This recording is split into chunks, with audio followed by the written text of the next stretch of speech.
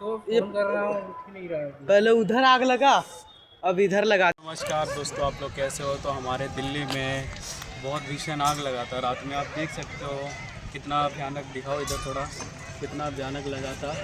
और फिर सही बात बोले तो हमारे इधर के नेता विपक्ष जी आए हैं, अब उनसे बातचीत देखो क्या बोलते हैं। अब आपको वही दिखाते हैं।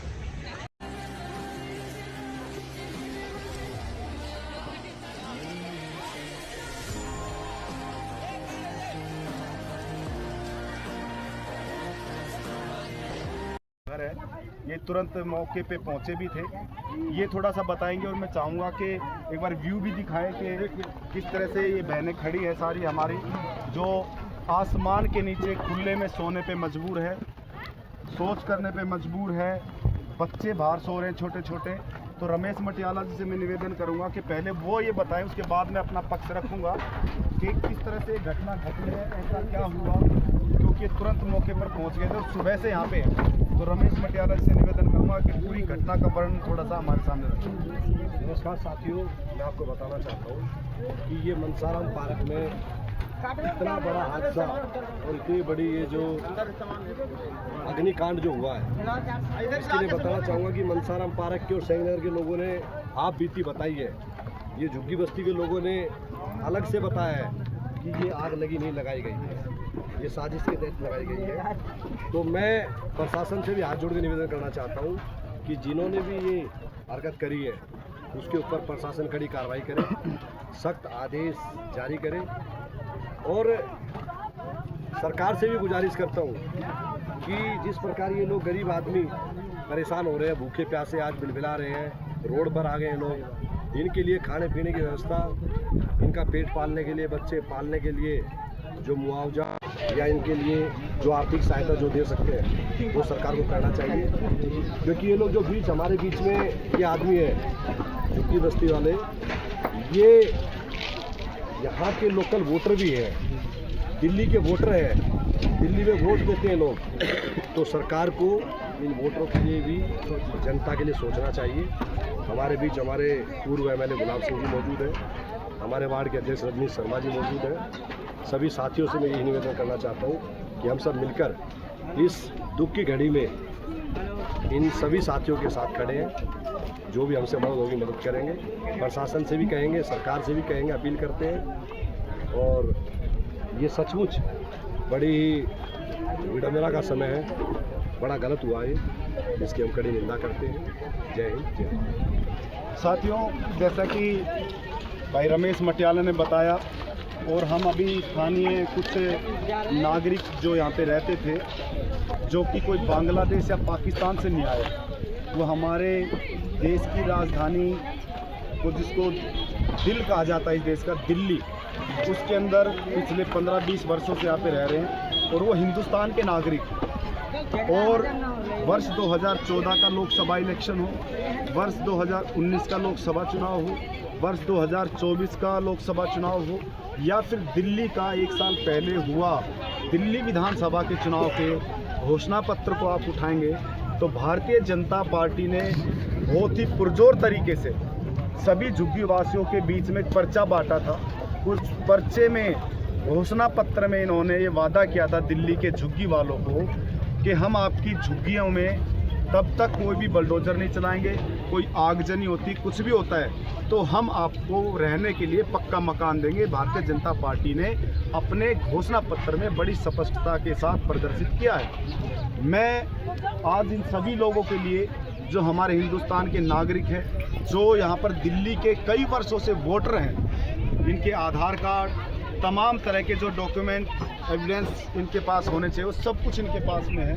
मैं भारतीय जनता पार्टी के स्थानीय नेताओं से, दिल्ली की मुख्यमंत्री रेखा गुप्ता से मैं ये निवेदन करना चाहूँगा कि गरीब जो लोग हैं, अगर आप चाहती हैं कि इनकी दुआएं आपको मिले, तो मेरा निवेदन है कि अगले 24 घंटे 48 घंटे के अंदर जो कम से कम समय लगे, मैं आपको इसका ऑप्शन भी बताता हूँ। माननीय मुख्यमंत्री रेखा गुप्ता जी, हमारे यहाँ से सांसद जी, विधायक जी, यहाँ के लोकल काउंसलर जी, कि ये समय जो है, ये समय भिड़ने का नहीं है, ये समय गरीबों को सहायता देने का है। आपको ज़्यादा दूर जाने की ज़रूरत नहीं है।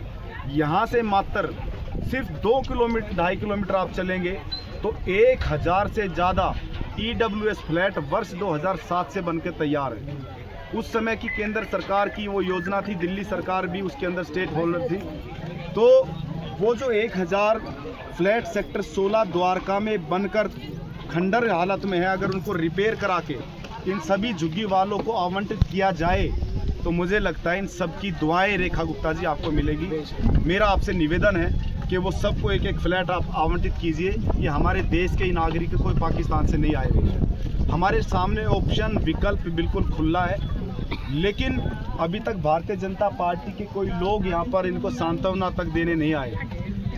मैं ये मानता हूँ कि परमेश्वर ने हम सब लोगों को इस मुकाम पर अगर पहुँचाया है तो जनता की सेवा करने के लिए पहुँचाया है। तो भारतीय जनता पार्टी के तमाम नेताओं से गुहार लगाता हूं कि आज 4 इंजन की आपकी सरकार है और ये लोग बड़ी अपेक्षाएं आपसे कर रहे हैं। मुझे याद है कि इन्हीं झुग्गियों में वर्ष 2017-18 में एक बार आगजनी हुई थी, तो उस समय के हमारे वर्तमान जो उस समय के मुख्यमंत्री अरविंद केजरीवाल थे, 24 घंटे के अंदर प्रशासन को यह आदेश दिया गया था। मैं यहाँ से उस समय विधायक था, रमेश जी वहाँ पे काउंसलर थे, नेता विपक्ष थे।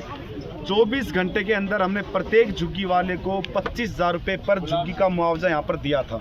मैं चाहता हूँ कि इंसानियत के तौर पर, मानवता के तौर पर इन लोगों की इतनी सहायता की जाए कि कम से कम ये खुले आसमान के नीचे अपनी रात ना गुजारे, अपने बच्चों के साथ खुले आसमान के नीचे ना सोना पड़े। कीड़े हैं, कुछ भी तरह का यहाँ पर संकट आ सकता है। और ये किसी की निजी संपत्ति, मैं उस पर नहीं जाना चाहता हूँ। कॉलोनी वासी जो यहाँ पे सैनिक नगर मनसाराम पार्क है, उनके अपने व्यूज़ हैं, मैं उनके खिलाफ कुछ बात नहीं करना चाहता। मैं तो एक मानवता के आधार पर सरकार से गुहार लगा रहा हूँ कि हम किसी की निजी संपत्ति के ऊपर अपना अधिकार नहीं जता सकते, लेकिन कम से कम जो सरकार के पास अपने फ्लैट पड़े हुए हैं, जो खाली पड़े हुए हैं, जो इन लोगों के लिए बनाए हुए थे, तो क्या उनको खंडर करने के लिए बनाया था? क्यों वो फ्लैट नहीं दिए गए? मुझे याद है कि हमारी सरकार ने करीबन 5 साल पहले उनके सामने 980 फ्लैट और 234 फ्लैट EWS कैटेगरी के जो बने हुए थे, वो गरीब लोगों को, झुग्गी वालों को बांटे गए। वो फ्लैट वहाँ पे दिए गए। आज वो लोग वहाँ पे खुशी खुशी रह रहे हैं। तो क्यों ना इन लोगों को उनके सामने जो बने हुए फ्लैट्स हैं उनके अंदर वहाँ पे विस्थापित कर दिया जाए। तो मेरा बिल्कुल भारतीय जनता पार्टी से स्पष्ट तौर पर यह कहना कि आपसे निवेदन है कि आप इनका रहने का इंतज़ाम कीजिए। और मेरे साथी रमेश मटियाला से, सभी कार्यकर्ताओं से निवेदन है, और मैं स्वयं भी, जब तक इनका कहीं रहने का यहाँ से कोई सरकार संज्ञान ना ले, हम हर तरह से इनकी सहायता करेंगे। हम सब लोग आपके साथ हैं, आप निश्चिंत रहिएगा। और सरकार को हम पत्र भी लिखेंगे और आपके बारे में मीडिया के माध्यम से भी हम, हमारे प्रदेश अध्यक्ष सौरभ भारद्वाज जी, तमाम लोग जो हैं, हम सब आपके साथ खड़े हैं और आपकी बात केंद्र सरकार तक हम पहुंचाएंगे। आप निश्चिंत रहिएगा, पूरी सांत्वना, और हम सब लोग आपके साथ में खड़े हैं। इस दुख की घड़ी में आम आदमी पार्टी, माननीय अरविंद केजरीवाल जी, हमारे तमाम नेतागण, विशेष तौर पर मुझे सुबह फ़ोन आया अरविंद केजरीवाल जी का कि तुरंत जाइए, उनके दुख में खड़े होइए, उनका साथ दीजिए, क्योंकि मानवता, एक दिन मानवता ही रहेगी। राजनीति चलती रहेगी, हार जीत चलती रहेगी, लेकिन गरीब व्यक्ति के दुख की घड़ी में उनके साथ खड़े होना सबसे बड़ी मानवता ईश्वर ने शायद इसलिए हम सबको यहाँ पर पहुँचाया। तो बहुत बहुत धन्यवाद, आप सब ने मेरी बात सुनी। मैं चाहूँगा कि हमारी कुछ बहनें यहाँ पर खड़ी हैं, ये हादसा क्या हुआ, किस वक्त हुआ, किसी पर संदेह, किसी तरह की बात आपके सामने आई, क्या वक्त रहा होगा वो रात को, कि कोई बता सकता आप में से? झुग्गियाँ बच गई है इधर, और देखिए कैसे सामान बिखरा हुआ है भाग दौड़ में, क्या से क्या नहीं हुआ। बाहर चावले गिरे हुए हैं, हम आपको वो चावल दिखाते हैं कैसे गिरा था भाग दौड़ में। इतनी भीषण आग लगने के बावजूद भी देखिए पूरा झुग्गी खाली हो गया। ये देखिए कैसे हो गया, कैसे लोग रहते थे। ये देखिए बेड, कितना अच्छा बेड है, बेड भी इतना, ये देखिए कितना नुकसान हुआ है। ये देखिए बहुत ज़्यादा नुकसान हुआ है। हालांकि ये देखिए कितना मटेरियल बच गया है और चले गए, मतलब फिर भी 50-60 हज़ार का माल अभी छूट गया है और चले गए हैं सब। तो हम दिखाते हैं अनाज कैसे फेंके हुए हैं बाहर, कैसे चावल गिरा था रात में भागते भागते। ये देखिए हाथों में आ रहा है पूरा, बहुत जगह गिरा था और आगे भी है, आगे भी दिखाते हैं। ये देखिए इधर भी चावल है। इन अनाज के लिए लोग कमाते हैं और इधर झुग्गियाँ तोड़ी जा रही है, जलाई जा रही है। बीजेपी सरकार से निवेदन है कि आप हल निकालिए। कर देता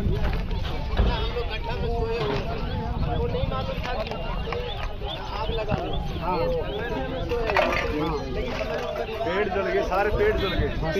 ये बर्तन वगैरह देखो ना, सारा सब उजड़ा हुआ है। बर्तन जल गया, बिल्कुल बर्तन में कुछ नहीं। वो सब आ जाएंगे चारों तरफ दिखा दो भाई, ये देखो अभी सर उत्तर में जो हुआ है देखा जाए तो वहाँ पे भी तो बहुत सारे लोग आए हुए थे, यहाँ पे कोई भी नहीं आ रहा, कुछ भी नहीं बचा। हमारे राशन पानी था वो भी हमारे खत्म हो गया यहाँ से, वो पैसे उसे था देखिए वो भी।